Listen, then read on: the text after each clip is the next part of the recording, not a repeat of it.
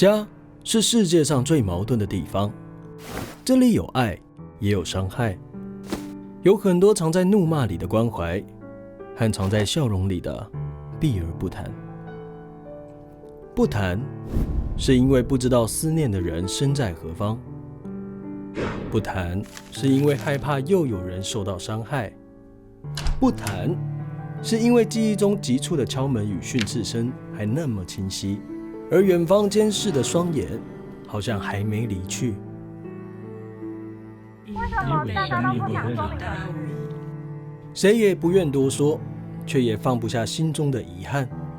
这份复杂的情感，一代一代在台湾无声地蔓延开来，蔓延在228到白色恐怖时期，遭受公权力无情碾压的受难者与家属的心中。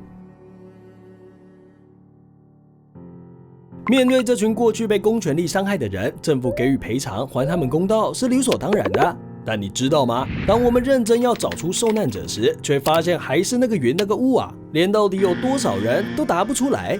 像是228事件，不同时期的公家机关研究学者提出的数字，从数千人到数万人都有。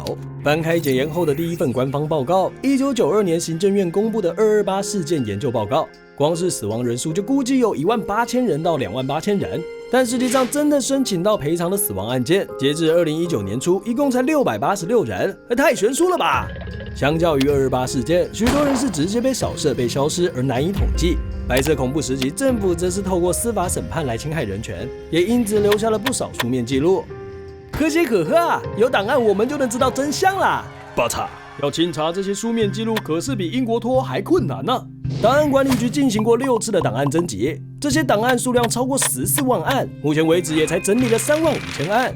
没概念，没关系，35000案叠起来大概就是2座101，更别提还有遗漏的、人在天涯或是被烧毁的、长眠地府。好吧，那面对已经福建的受难者，政府不是赔了很多钱吗？总统不是也一直在228时道歉，这些都还不够吗？不好说。关于赔偿相关的法案，在90年代立法时就定下最多赔600万，这样的做法很难赔到受难者的财产损失。例如戡乱时期减速匪谍条例，还让大家举报匪谍换奖金，奖金哪里来？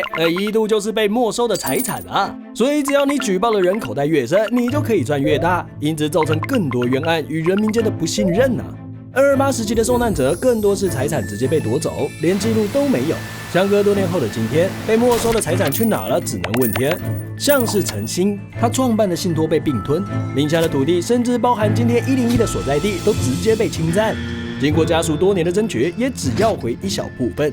除此之外，受难者们还长时间留有刑事案底，因为在解严前夕杀出的国安法第9条，对过往相关的判决不得向该法院上诉或抗告，这让受难者几乎只能选择背黑锅过日子。直到2017年，促进转型正义条例通过，才终于解开国安法第9条的封印，可以撤销这些不当判决。只可惜，有些受难者并没有等到这一天。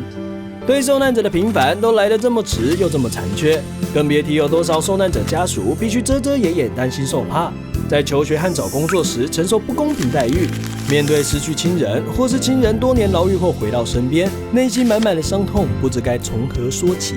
他们的牺牲又有谁看见呢？实践转型正义不只是为了受难者和家属们，也是让整个社会一同缝补过去的伤口。